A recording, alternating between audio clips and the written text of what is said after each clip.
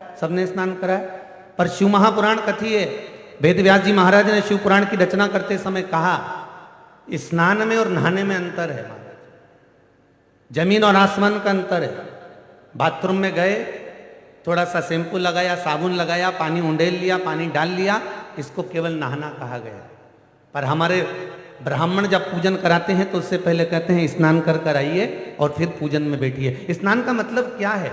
स्नान का मतलब है 3.5 करोड़ रोम छिद्र मनुष्य के शरीर में है, और वो 3.5 करोड़ रोम छिद्र मनुष्य के शरीर में क्यों दिया है? तो नारायण से पूछा गया कि ये रोम छिद्र क्यों प्रदान करें? तो नारायण ने कहा 3.5 करोड़ बार जब मनुष्य भगवान का नाम ले लेता है तब जीवन में एक बार उसका स्नान हो पाता है महाराज। अब बोलो हैदराबाद वालों, तुम नहाए कि स्नान करा? अरे बोलो तो जम के, नहाए हो कि स्नान करा? इतने थे। कौरव और पांडवों की कथा आपने बहुत सुनी होगी, पर ईमानदारी से बोलना, भगवान भाग भाग कर द्रौपदी के पास क्यों जाते थे? उसका संबंध क्या था? एक बार सत्यभामा जी के मन में आ गया। सत्यभामा जी ने रुक्मणी जी से कहा, ए जी इधर आओ जरा। रुक्मणी जी बोली, हाँ बोल, क्या बात है? मेरे को एक बात समझ में नहीं आती।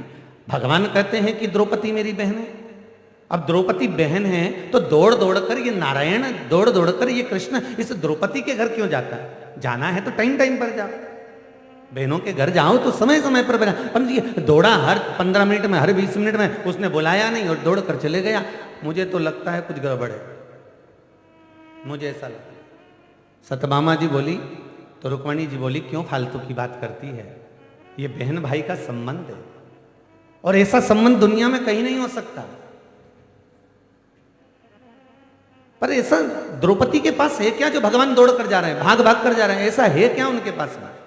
भगवान कृष्ण जान गए। आज भगवान तैयार होकर जा रहे थे तो रुक्मणी जी ने पूछ लिया, नाथ कहाँ जा रहे हो? भगवान बोले, द्रौपदी के घर जा रहा हूं। अब तो और आग लग गई। सत्यभामा जी ने तुरंत रुक्मणी को कोनी मारकर कहा, देख लो, फिर चल दी।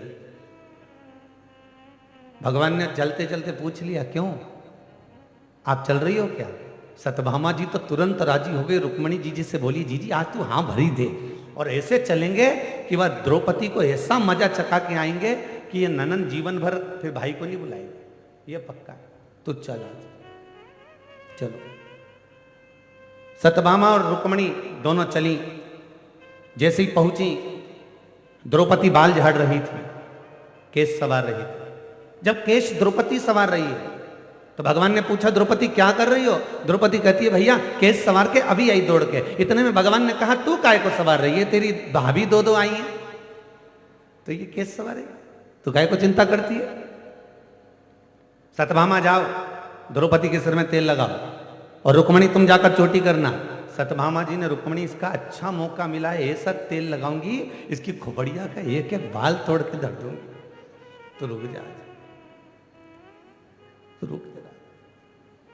और जैसे ही गई और जाते ही सत्यभामा जी ने जैसे ही तेल लगाना चालू करा, तेल लगाते लगाते एक केश को, एक बाल को सत्यभामा जी ने तोड़ा। जैसे ही तोड़ा तो तोड़ते से ही उस बाल में से आवाज आई, हे कृष्ण।